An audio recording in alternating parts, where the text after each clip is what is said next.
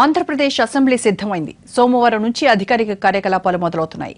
వచ్చే నెల 6వ తేదీ నుంచి ఇక్కడే సమావేశాలు నిర్వహించాల్సి ఉన్నందున ఆగమేఘాల మీద ఏర్పాట్లు పూర్తి చేసింది ప్రభుత్వం.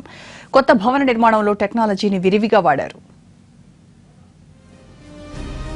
అమరావతిలో సచివాలయం పూర్తి స్థాయిలో కొలువు తీరింది. పాలన మొత్తం అక్కడి నుంచే జరుగుతోంది. కానీ అసెంబ్లీ సమావేశాలను మాత్రం ఇప్పటి వరకు హైదరాబాద్లోనే నిర్వహించారు.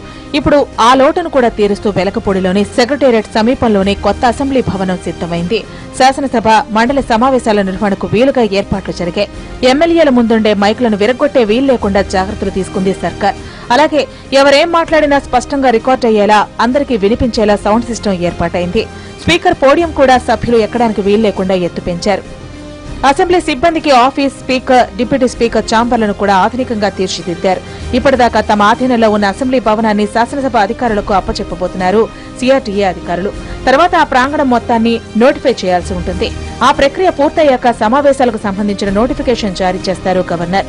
ఈ తతంగమంతా జరగాల్సి ఉన్నందున సోమవారం నుంచి కొత్త బిల్డింగ్ లో విధులు ప్రారంభించబోతున్నారు స్పీకర్ కోడెల. ఇక అసెంబ్లీలో వివిధ పార్టీలకు, చీఫ్ విప్లకు, లెజిస్లేచర్ పార్టీ ఆఫీసులకు గదులను కేటాయించాల్సి ఉంది.